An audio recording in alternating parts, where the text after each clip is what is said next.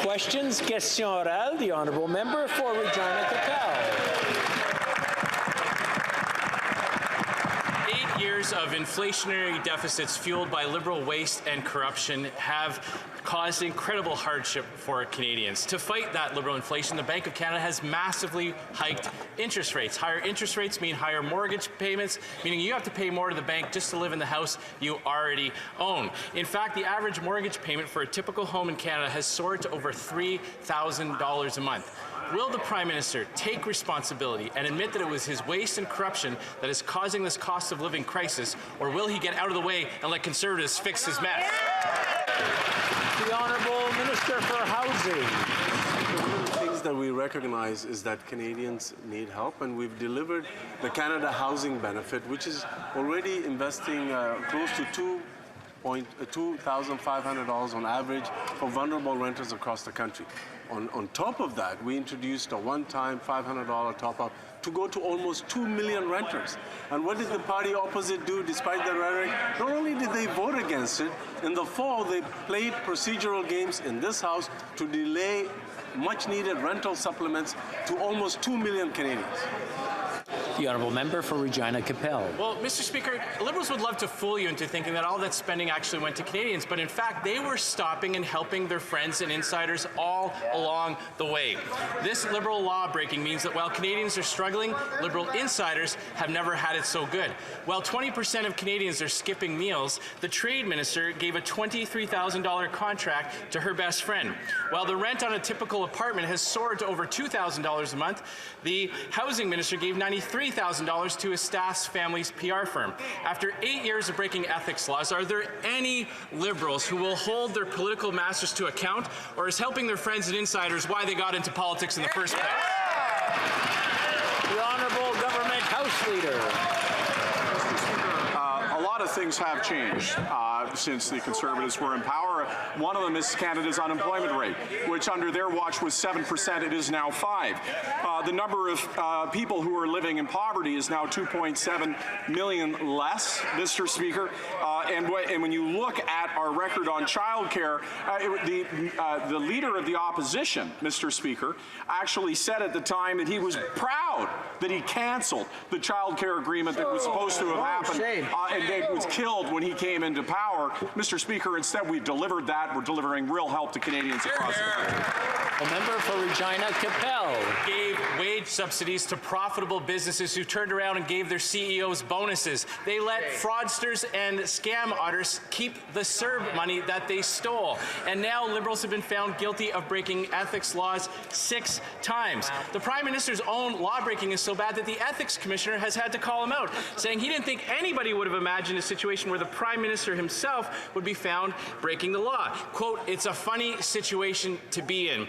I don't think he meant ha-ha funny. It's not funny to make Canadians struggle while Liberal friends and insiders get rich. Why is treating taxpayers' money with respect never the lessons these Liberals learn? The Honourable Minister for Innovation.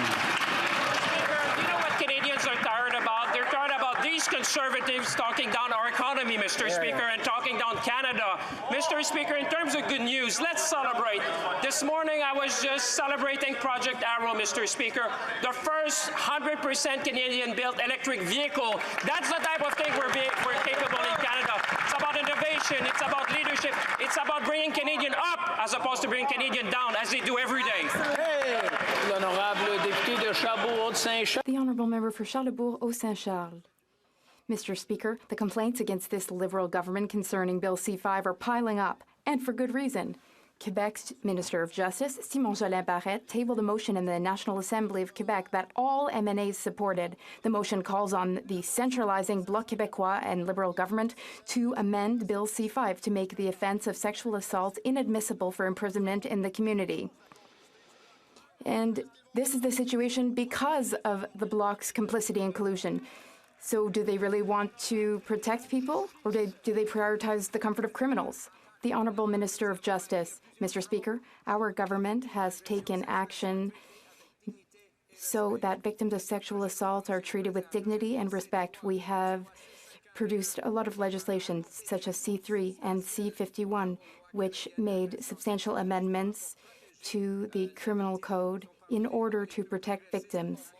These are among some of the most progressive laws in the world, Mr. Speaker. We have also invested in programs which help and support victims of sexual assault. Mr. Speaker, they are our priority. We will continue to support sexual assault victims. The Honourable Member for Charlesbourg-Haut-Saint-Charles. Mr. Speaker, the Minister thinks all he does is good.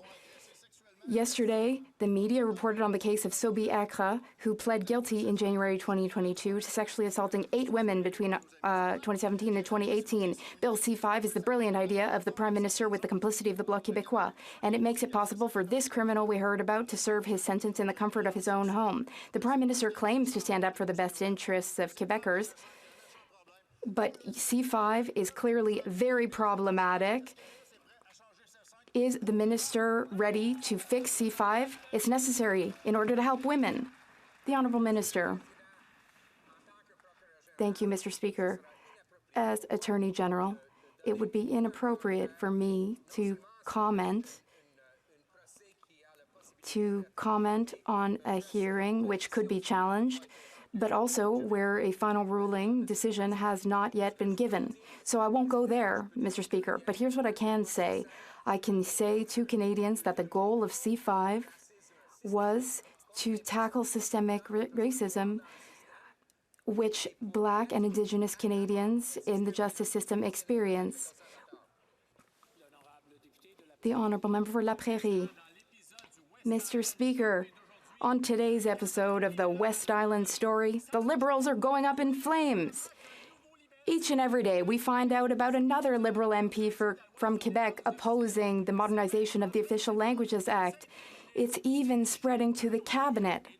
What started out as a smoke and mirror show has turned into a raging fire. Mr. Speaker, the suspense is at an all-time high. Will there be a free vote on Bill C-13, or will all Liberals have to vote the same way? And if they do all vote together, will they vote for or against, Mr. Speaker? The Honourable Minister of Official Languages. Mr. Speaker, I'm going to be very clear. Our position has not changed. We will do everything to protect and promote French everywhere in Canada, including in Quebec. We will also protect all official language minority communities. And I'm following this work very closely. Mr. Speaker, our bill will ensure that the Official Languages Commissioner will have strengthened powers so that federally regulated businesses in Quebec and outside Quebec in Francophone areas, in these businesses, employees will be able to work in French and Canadians will be able to be served in French. Thank you, Mr. Speaker. The Honourable Member for La Prairie. Mr. Speaker, the actors of the West Island Story show are coming up with the most ridiculous lines. The member for Westmount says, Canada is an English-speaking country. The member for Saint Laurent, in between 2 trips to Greece, says, there is no decline of French in Quebec. The member for Mount Royal says, I can't support Bill C-13 if it contains certain Conservative and Bloc amendments.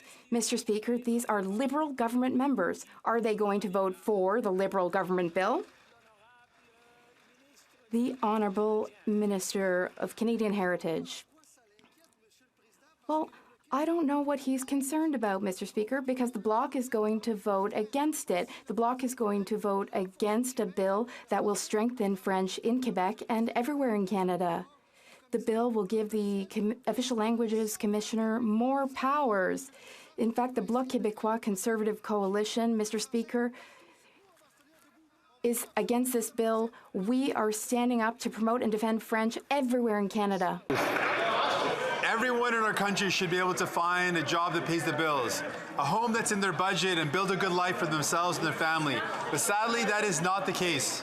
I'm just going to ask the Honourable Member to maybe just wait a moment, and I'm going to ask everyone just to calm down a bit. I'm having a hard time hearing the question, and we want to hear the answer, of course, so I'm going to ask everybody to just take a deep breath and relax a bit. The Honourable Member for Burnaby South from the top, please. Thank you, Mr. Speaker. Every Canadian should be able to find a job that pays the bills, find a home that's in their budget, and build a good life for themselves and their families. The reality is that is not the case. The cost of living continues to rise and paychecks aren't keeping up. And when times are tough, that's when the government needs to step up. And it's tough right now for people, particularly with their rent. We're seeing the rents rise across the country. In my riding in Burnaby, rents have gone up as high as 30%. We forced this government to double the GST rebate in the past year, We need that to happen again. Will the government do that in the upcoming budget to give people some hope? The Honourable Minister of Housing. Mr. Speaker, we're the government that has introduced a groundbreaking Canada Housing Benefit that is delivering an almost $2,500 to vulnerable renters across the country. And then in partnership with the members of the party opposite, we introduced a top-up to the Canada Housing Benefit of $500 that is going to almost 2 million vulnerable Canadian renters. So on this side of the House, Mr. Speaker, we will always have the back of Canadian renters. The Honourable Member for Burnaby South. I know it's difficult because we forced the government to do so many things. I was talking about the GST rebate that we forced the government to do, not just the rental subsidy that we forced the government to do. Le réalité, c'est le coût de la vie augmente, c'est plus The reality is that the cost of living is rising. It's becoming increasingly difficult to make ends meet. And in tough times, it is the government's responsibility to help people. We forced the government to double the GST tax credit. Will the government double the tax credit again in the next budget in order to give hope to people who are really struggling because of the cost of living? The Honourable Tourism Minister. Mr. Speaker, I acknowledge the NDP's leaders' work with us, together with us, to double the tax credit, the GST tax credit, and also work in this House for the $500 Canada Housing Benefit top-up. But the member knows that I won't comment on the upcoming budget. He should know, and this House should know, that we are here to support all Canadians and to build a strong economy that works for everyone. After 8 years, this Liberal Prime Minister is scaring newcomers away. When they're not stuck in this Liberal-made immigration backlog mess, 1 in 5 are saying that they're already planning on leaving. And the #1 cost, according to a new poll, is the high cost of living. This Liberal inflation is driving up the cost of everything, and they'll make things even worse for newcomers when they triple their failed carbon tax. When will they show some compassion and axe the failed carbon tax so newcomers actually want to stay and stop forcing them to leave and keep the heat on? The Honourable Minister of the Environment. Thank you, Mr. Speaker. Dreams do come true.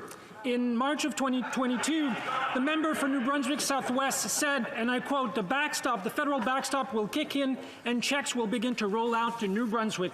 Well, today, Mr. Speaker, Premier Higgs of New Brunswick decided to go with the federal plan on carbon pricing, and because, I quote, we need to make a choice that is in the best interest of New Brunswickers. We agree with Premier Higgs, Mr. Speaker. Thank you very much. The Honourable Member for Calgary, Forest Lawn. The minister continues to peddle misinformation. His own budget watchdog proves that Canadians get less in their pocket than what they have to pay for this failed carbon tax. He's missed every single emission reductions target that he set for himself, and emissions have gone up. That sounds like a failed tax plan to me. When will he stop with the misinformation, stop the virtue signaling, cancel the failed carbon tax so Canadians can keep the heat on? The Honourable Minister. Speaker, I've been Minister of the Environment and Climate Change for a year, and emissions are down 9% below 2005 levels, Mr. Speaker. Let's keep going. If I may, Mr. Speaker, quote again the Premier of New Brunswick, Premier Higgs, talking about... You look like you're about to stand. That seemed to have worked. Honourable Member for the Minister for the Environment. From the top, please. Thank you, Mr. Speaker. As I was saying, I've been Minister of the Environment and Climate Change for a year, and our emissions are down 9% below 2005 levels, Mr. Speaker. Let's keep going. I will quote again the Premier of New Brunswick, Premier Higgs, who decided to go with the federal pricing system. And again, I quote, what this does right is provide relief for inflation. We can fight climate change and support Canadians. We agree with the Premier of New Brunswick, Mr. Speaker. Thank you very much. The Honourable Member for Lethbridge. After 8 years of this Liberal government, life is so expensive that Canadians, 20% of them, are skipping meals in order to make ends meet. And it's about to get even worse because this Liberal government is about to triple the carbon tax. So will the Prime Minister do the right thing, axe the tax, or at least get out of the way so that we can fix what he broke? The Honourable Minister for... No, you're going to come up here and critically start accusing me of important stuff? issue for Canadians across from coast to coast to coast. It is fundamentally why we have rolled out a number of programs to try to ensure those that are most vulnerable. It is exactly why the price on pollution is refunded so that 8 out of 10 Canadian families, particularly those who actually live on modest incomes, receive more money than they actually pay in terms of the price on pollution. They keep quoting the PBO report, and I would just invite them to actually read it. The honourable member for Lethbridge. What I find interesting is that the members opposite continuously, when they're asked about the carbon tax, talk about the incentives that are being given out in a monetary fashion from the government, but they're not able to talk about any difference that is being made with regards to the environment. After 8 years of this Liberal Prime Minister, Canadians can no longer afford to eat or heat or house themselves. Life is expensive. Canadians are feeling the pain. A Conservative government will keep the heat on and take the tax off. Will the Prime Minister do the same? The Honourable Minister of the Environment. Thank you, Mr. Speaker. So I'll say it a third time in this House today. Emissions pollution has gone down below 2005 levels by 9%. By 9%, Mr. Speaker. Methane emissions level in the oil and gas sector are down almost 40% under our watch, and sales of electric vehicles. I'm going to have to interrupt again. I'm having a hard time hearing the answer. Please continue. Thank you, Mr. Speaker. So I'll say it for a third time today in this House. Emissions pollution under our watch is down 9% below 2005 levels, on our way to reducing them by at least 40% by 2030. Methane emissions are down in the oil and gas sector. Sales of... For Dufferin Caledon. This minister has some nerve to quote a 9% reduction. What he doesn't tell Canadians is that the economy contracted by 5% at the same time. So, if this is their plan to reach a 45% reduction, that means the economy has to contract 25%. When they tell you who they are, Mr. Speaker, believe them. That's their plan for the economy. When will they admit this disastrous program is only hurting Canadians? The Honourable Minister of Tourism. It must really be tough to be a Conservative these days, because, Mr. Speaker, there's nothing so devastating for a Conservative for the facts to get in the way of a good economic reality. Mr. Speaker, 150,000 jobs in January alone, 326,000 new jobs since September, the lowest GDP ratio in the world. Mr. Speaker, we're on path to grow this economy. They don't want to help Canadians. We do. That's our plan. We've got one. We're going to deliver. The Honourable Member for Dufferin Caledon.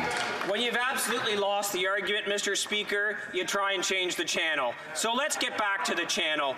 35% of Canadians right now, after 8 years of this Liberal government, say they find it hard to make ends meet every single month. 25% of Canadians say if they get an expense of $500, they can't pay it. That's 8 years of this government. It is pushing Canadians to bankruptcy. When will they admit that's what they're doing? And if they won't fix it, get out of the way, because I'll tell you, we will. The Honourable Parliamentary Secretary.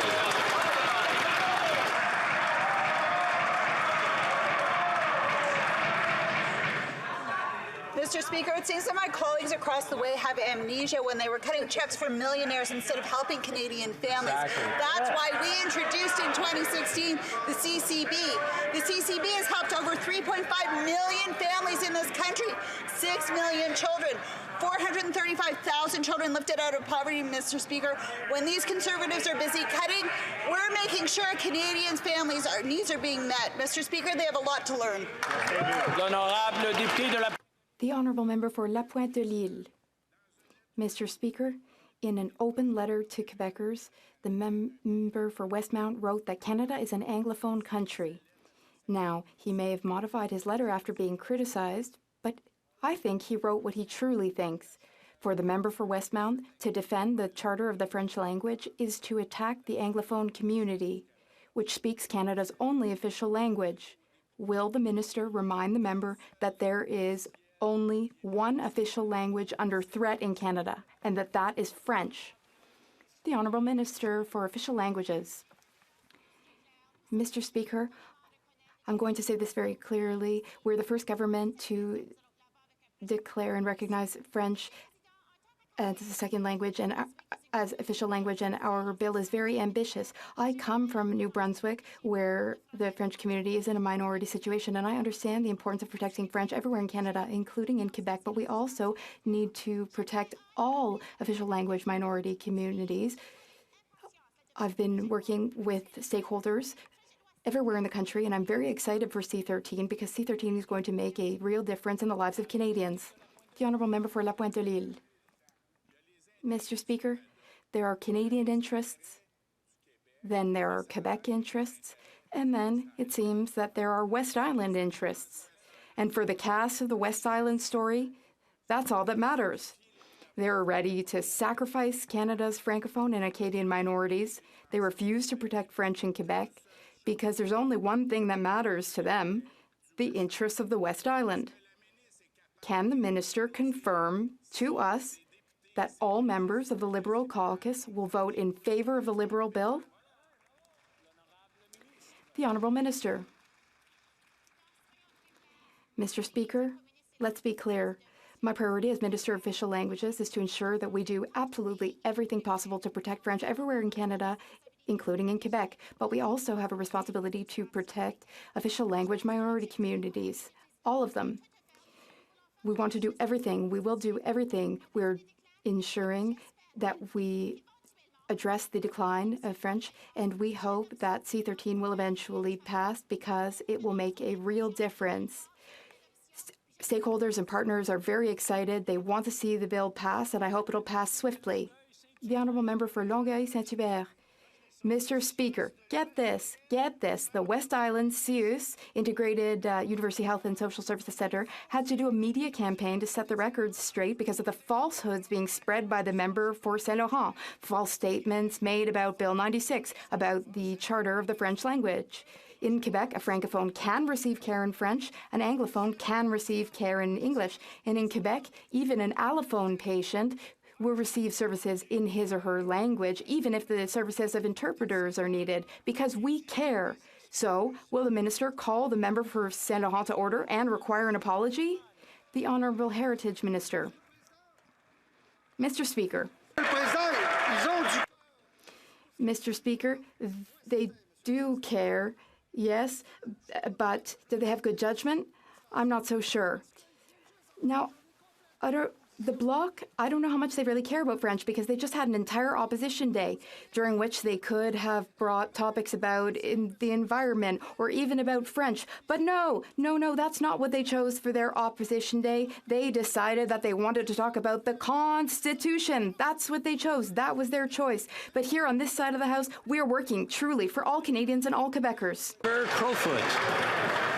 Mr. Speaker, the Liberals have finally admitted failure. We all know that their carbon tax is not an environmental plan, but simply a tax plan. But today, they've admitted that their real plan, and the only way that they've been able to reduce emissions, was because of COVID. Mr. Speaker, the Liberals' carbon tax will cost farmers up to $150,000 a year. That cost is crippling to a family farm. Mr. Speaker, it's been 8 years. For the sake of Canada's farmers and all Canadians, will those Liberals finally axe the tax? Woo!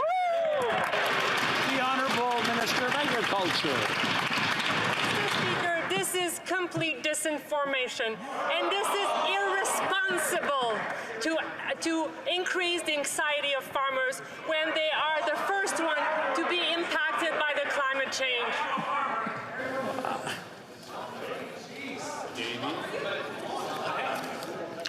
Okay, the Honourable Minister, from the top so we can hear the full answer, please. Thank you, Mr. Speaker. I think my colleague is sharing disinformation. This is totally false. They are twisting the facts of a certain study. They are not saying the full information. It is misinformed, and it is increasing the anxiety of farmers, and I think it is totally irresponsible.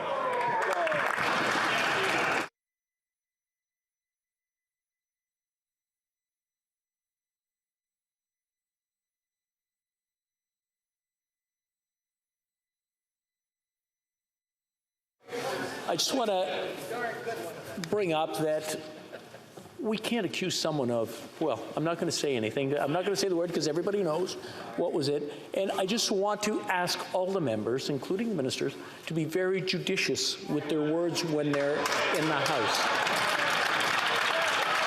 The honourable member for Northumberland, Peterborough South. The honourable member for Northumberland, Peterborough South. Thank you, Mr. Speaker. We heard today from the Governor of the Bank of Canada that after 8 years of this Liberal Prime Minister, that inflation continues to be a concern and that interest rates will stay high for the foreseeable future.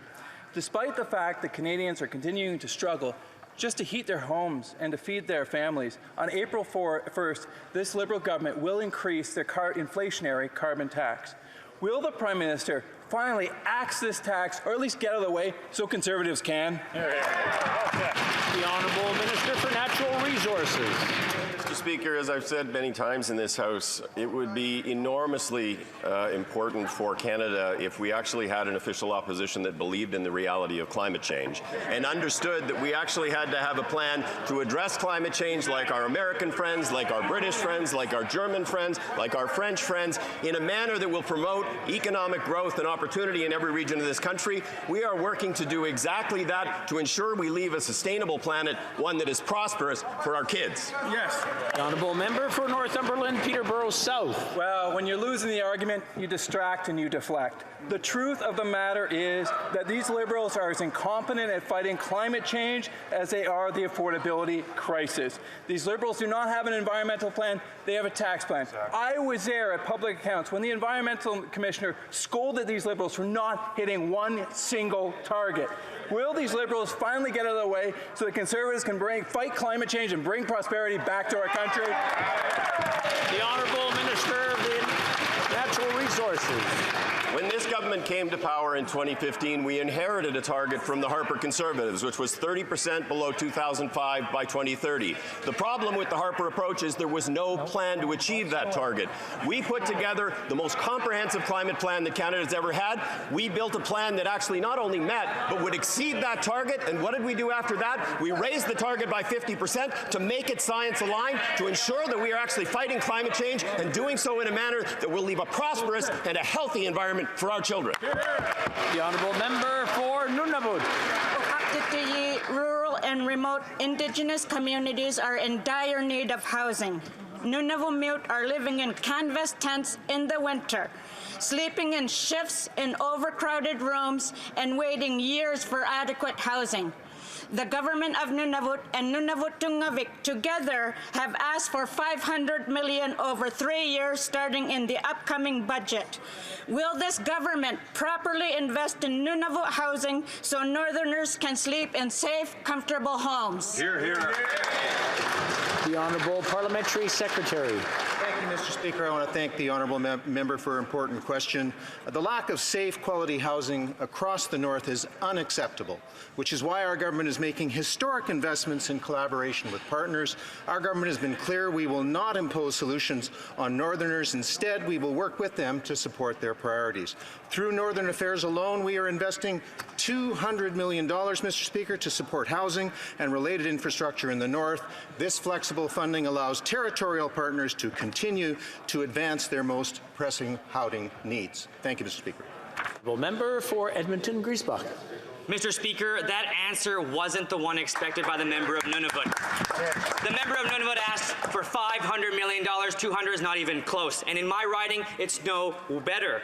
It's Edmonton Griesbach's worst problem. We have Indigenous people who are living on the streets, who are enduring the housing crisis, let down by this Prime Minister and let down by the Premier of Alberta. Too many are paying more that they can't afford. They're living in overcrowded homes and they have no homes at all. When will this government stop the rhetoric and start investing in Indigenous housing for Indigenous, by Indigenous, now?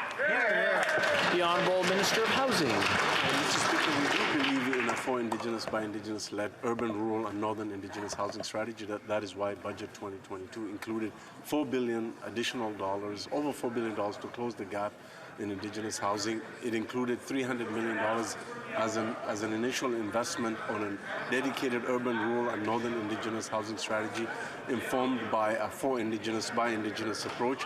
And that is the beginning of the process, and we'll continue to invest to close that gap, Mr. Speaker. L'honorable député. The honourable member for Bourassa. Mr. Speaker, ever since George Floyd was murdered, our government has announced various measures to combat systemic racism. We know that Black people are overrepresented in prisons. Yesterday, the Minister of Justice announced the steering group for Canada's Black Justice Strategy. Can you tell us more about that? Thank you. The Honourable Minister of Justice. Thank you, Mr. Speaker. I'd like to thank my friend, the member for Bourassa, for his question and participating in our announcement yesterday. Mr. Speaker, the reality is that Black people are overrepresented in our justice system, both as victims and as accused. Therefore, we have created a steering group of 9 Black experts who understand the situation and have lived experience. They face systemic discrimination, and our response needs to be ambitious, global, and equitable.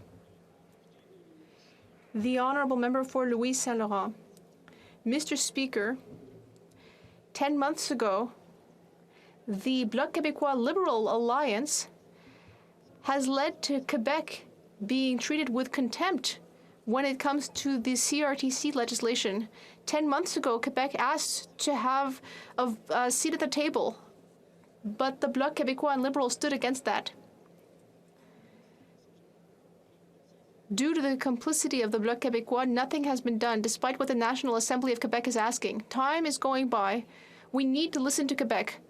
Will the Liberal Bloc finally understand that we need to strike a parliamentary committee to listen to Quebec's requests? The Honourable Minister of Canadian Heritage. Mr. Speaker, the bill was tabled more than a year ago. There have been a great many witnesses and meetings both in the House and the Senate, hundreds of hours of study, and now my colleague is finally sitting up and taking notice 1 year later, Mr. Speaker?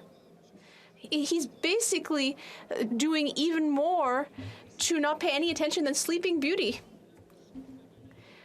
Well, Mr. Speaker, if the leader of the Liberal Bloc Party, if he thinks that it's taking too long, perhaps we could remind him that his government triggered a useless election, which has caused delays. Even at the time, the Bloc Québécois wasn't interested in doing anything. So once again, will this Bloc Québécois Liberal minister rise in this House and commit to hearing from Quebec at a parliamentary committee, as it should be? The Honourable Minister. Mr. Speaker, we all know the expression asleep at the switch, but my colleague is taking that to the next level. In fact, right next to the dictionary definition of that expression, you'd see a photo of the Conservative caucus. This bill is a good bill. It's being examined by the Senate and the House. Media sectors approve of it. I'm glad the Conservative Party is suddenly waking up and taking notice of this, but they've been asleep this whole time. The Honourable Member, if the leader of the Liberal Bloc Québécois Alliance has anything to say about caucuses, well, I would say that he should look within his own caucus, because perhaps not everyone will be present for that picture. The minister likes fighting with the Bloc Québécois, but actually, the Bloc Québécois prefers to complain than actually defend Quebec. Will the minister agree to meet with Quebec at the parliamentary committee in order to agree on this bill? The Honourable Minister.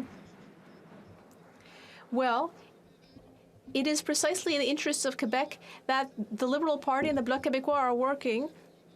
This is like a groundhog that's finally getting up after a winter. Oh, I had such a great sleep. I'm so relaxed. And while the groundhog was drowsing in its cozy burrow, things were moving along.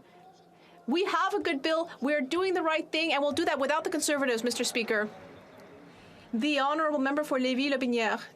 Mr. Speaker, the National Assembly of Quebec is asking for changes on Bill C-11 and C-5. The Ministers of Heritage and Justice have been called upon. Both of these pieces of legislation are supported by the Bloc Québécois Liberal Alliance, and they go against what the government of Quebec wants. Mr. Speaker, we have 2 Quebec ministers. They have been shamefully supported by the Bloc Québécois. Will they refuse the help requested by Quebec and in so doing disavow the Quebec nation? The Honourable Minister of Heritage. Mr. Speaker, I'm glad that my colleague didn't yell too loud because he might have woken up his group of sleeping groundhogs. They've been there for a year while we've been debating. They've been sleeping in the Senate. They've been sleeping in the House of Commons. We are working for the music industry. We are working for the TV sector, and meanwhile, they are drowsing. The Honourable Member for Rivière-du-Nord. Mr. Speaker, the National Assembly is worried about suspended sentences that C-5 has made possible for some violent crime like sexual assault. And C-5 is making it possible for abuses to occur. The Bloc Québécois would like to underscore the compromise we proposed when C-5 was studied, when the Federalist Conservative Liberal Bloc rejected that. Our compromise reestablished minimum sentences for armed crime and prohibit suspended sentences for sexual assault while allowing judges to exceptionally override that. It's the right balance. Will the minister consider that compromise and listen to Quebec? The Honourable Minister of Justice. Mr. Speaker, serious crimes always deserve serious consequences, and with C-5, we left behind certain policies that were not working for our justice system and in our prisons, and we are fighting systemic racism. The Bloc Québécois voted for Bill C-5 because they know that minimum sentences do not work.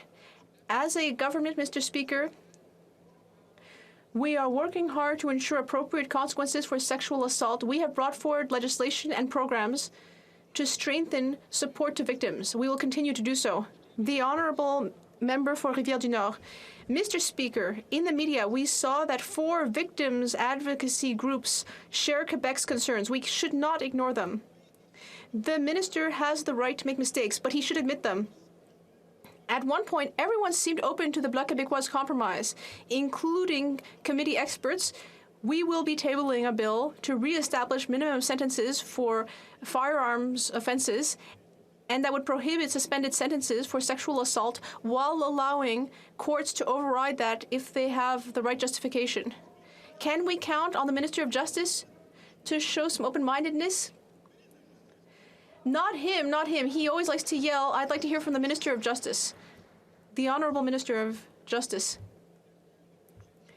Mr. Speaker, the goal of C-5 was to combat systemic racism in the justice system and do something about the overrepresentation of Black and Indigenous people in the justice system.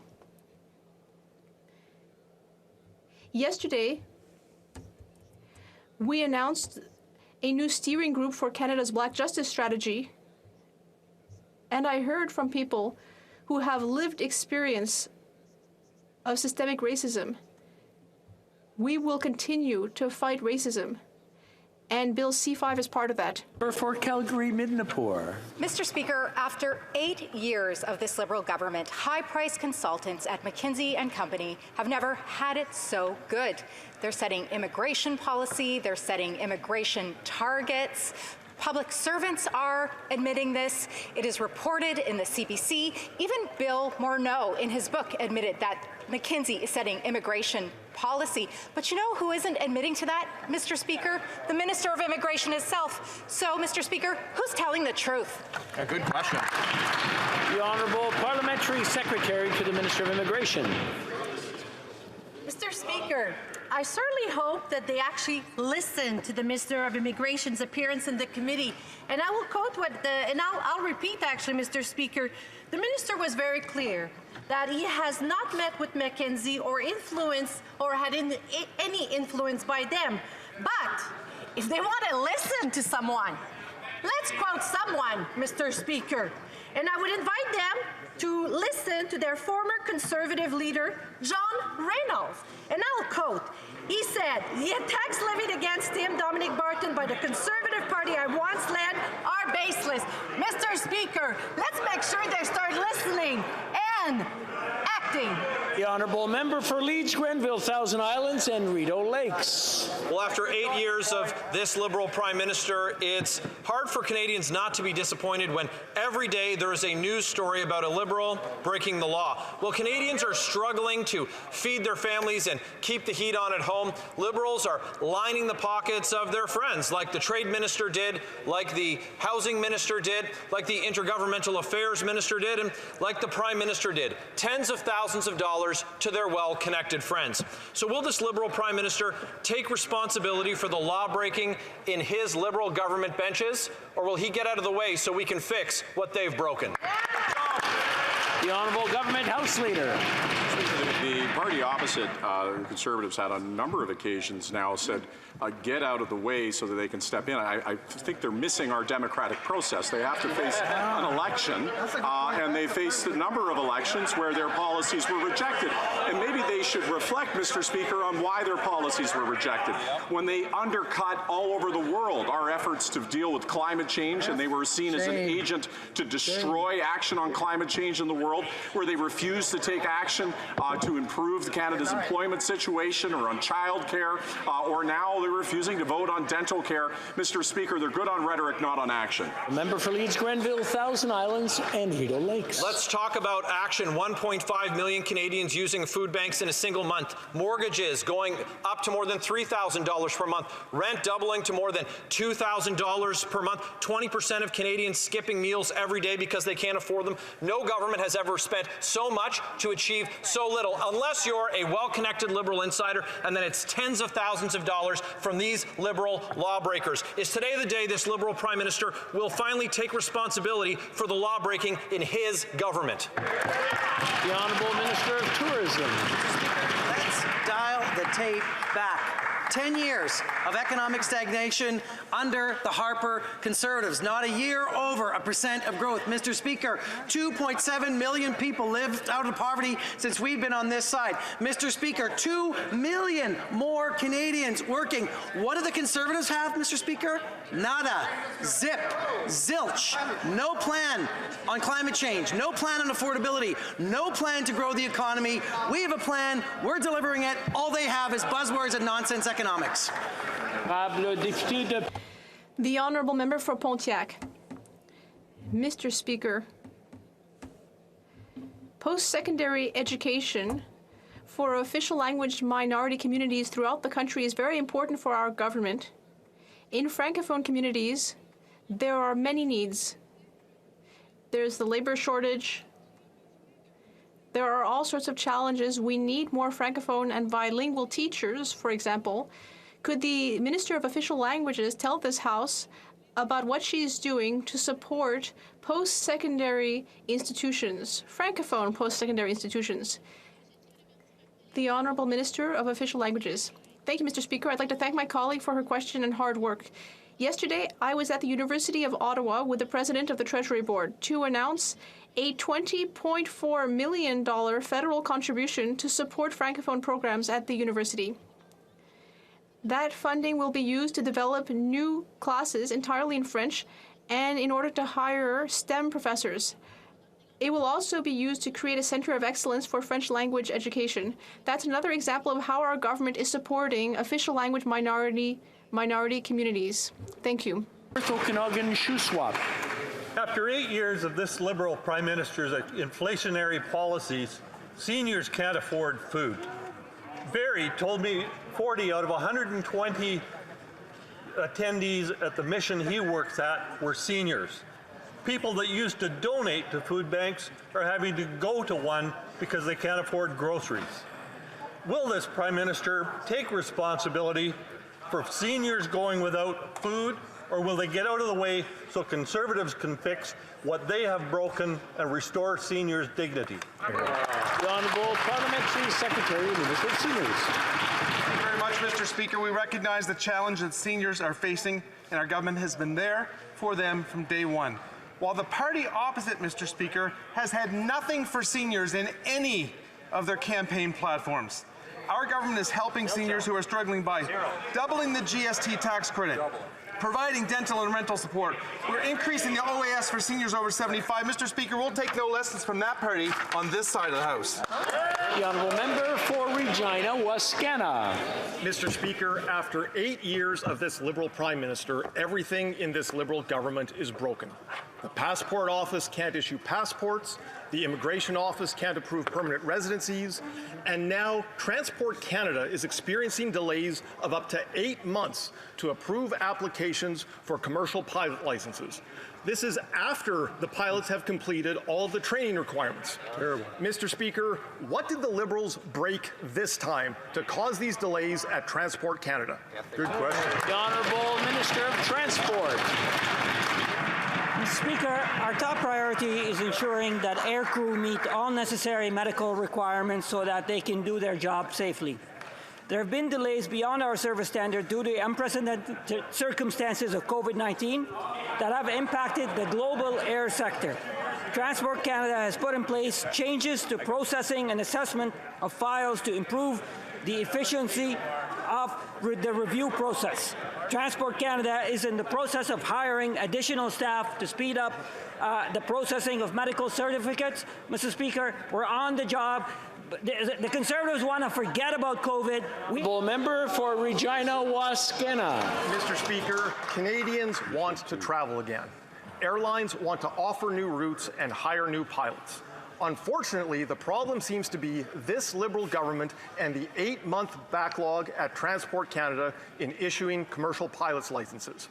This is a process that took only 2 months until just recently. Mr. Speaker, why don't the Liberals just move out of the way so Conservatives can get air travel moving again? The Honourable Minister of Transport. Mr. Speaker, the Conservatives first blamed vaccine mandates. Second, they blamed ArriveCan. Third, they blamed testing at airports. The Conservatives have no idea what they're talking about, Mr. Speaker. They're ambulance chasers. However, Mr. Speaker...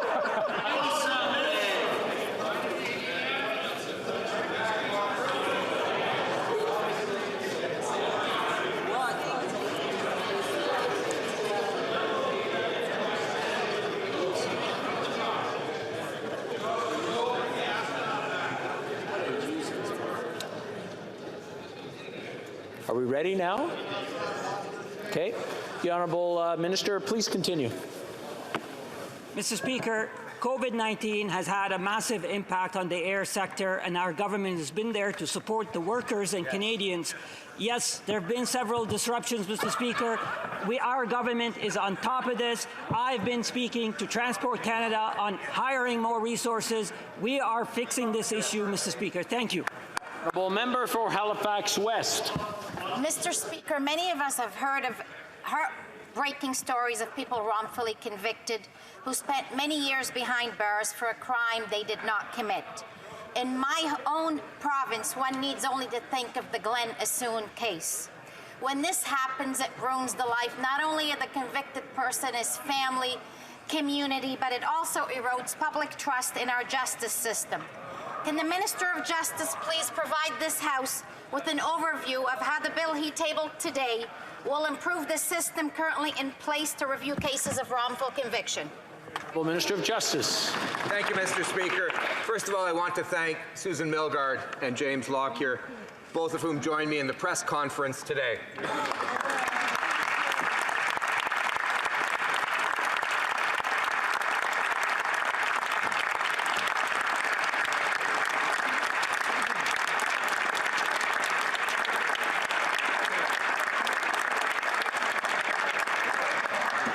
Susan is the sister of David Milgaard and the daughter of Joyce, after whom the bill is named.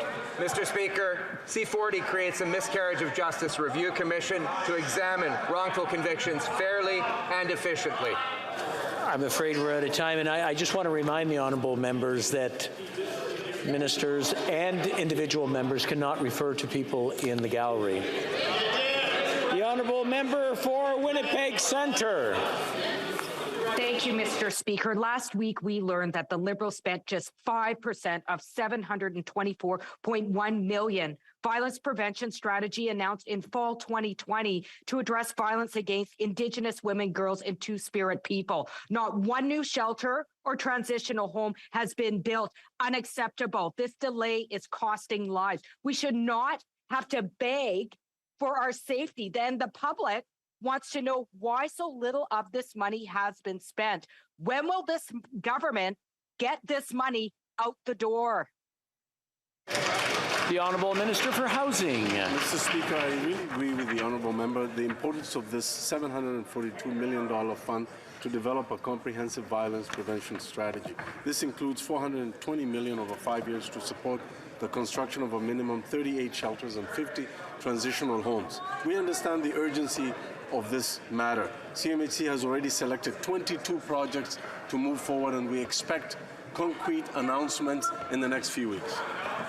The Honourable Member for Spadina, Fort York. Mr. Speaker, yesterday I held a town hall on community safety. I thank police officers of 14th Division for attending. Honourable members may recall a man being swarmed and killed by 8 female assailants. This happened across the street from my constituency office. Parents of children at Jean Lum Public School were threatened for speaking out about their kids being targets of illegal cannabis shops. One even set up shop next to 2 schools. Public transit's becoming a war zone. A woman was knifed on the Spadina streetcar. This is the new normal my constituents must accept. Mr. Speaker, the government legalized cannabis. It can't just walk away. Urban centers require urban solutions. Will the Minister of Public Safety commit to creating an urban public safety strategy? Minister for Public Safety. Mr. Speaker, I share my honourable colleague's concern, which is one of the reasons why we partnered directly with the City of Toronto in the form of an announcement of $12 million to address many of the social determinants that he mentioned in his question. What this means is that local organizations will have a greater capacity to offer mental health services that can help to address substance issues, that will provide them with the additional capacity to help people who are at risk, especially young people who need more training when it comes to schooling and careers.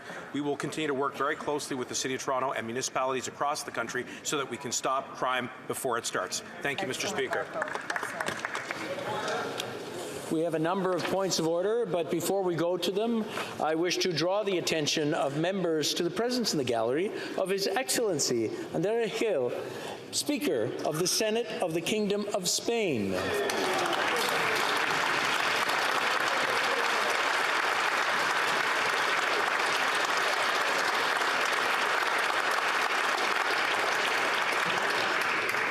We have a couple of points of order. The Honourable Member for Calgary-Shepherd. Thank you, Mr. Speaker. So coming out of question period, the Minister of Agriculture and Agri-Food during question period accused a member on our side of the House of deliberately engaging in